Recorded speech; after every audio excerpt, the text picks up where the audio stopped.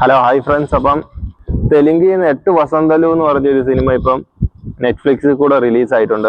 ഞാനിത് പോസ്റ്റർ കണ്ടത് IMDbയിലെ top റേറ്റിംഗിലെ cinema എന്ന് പറഞ്ഞിട്ടാണ്. അപ്പോൾ ആ ഒരു ചതി എനിക്ക് മനസ്സിലായില്ല. ഇത് പ്രൊഡ്യൂസർ എങ്ങാണ്ട് കണ്ടിട്ട് ഒരാൾ റേറ്റിംഗ് ഇട്ട് കഴിഞ്ഞാലും 10 ഇട്ട് കഴിഞ്ഞാൽ 10 ആയിരിക്കും അതിന്റെ റേറ്റിംഗ്. അങ്ങനെങ്ങാണ്ട് വന്നൊരു റേറ്റിംഗ് ആയിരുന്നു എന്ന് തോന്നുന്നു. സിനിമ കുഴപ്പമില്ല, സിനിമ ഒരു ആവറേജ് സിനിമ.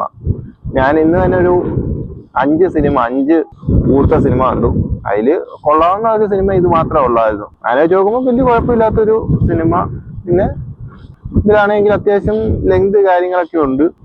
ഒരു എന്താ പറയുന്നത്, വുമൻ സ്ത്രീ ശാക്തീകരണം ഒക്കെ പറയുന്ന സിനിമയാണ്. എനിക്ക് അങ്ങനത്തെ സിനിമകളൊക്കെ ഇഷ്ടമാണ്. പക്ഷെങ്കിൽ എല്ലാം കണക്കാണ്, എല്ലാം ഒരേപോലത്തെയൊക്കെ കണക്ക് സ്റ്റോറികളൊക്കെയാണ്.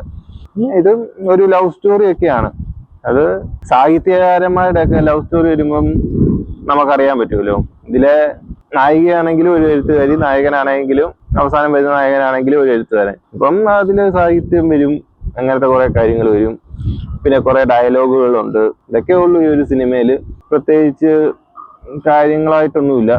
മൊത്തത്തിൽ ഉമ്മ ഇരിക്കുവാണെങ്കിൽ കാണാൻ പറ്റിയൊരു, അടിച്ചുവിട്ട് കാണാൻ പറ്റിയൊരു സിനിമ അത്രേ എനിക്ക് തോന്നിയുള്ളൂ. അതിൽ കൂടുതലായിട്ട് വലിയ കാര്യമായിട്ടൊന്നും തോന്നാത്തൊരു സിനിമയായി പോയി 8 വസന്തലു എന്നുള്ളത്.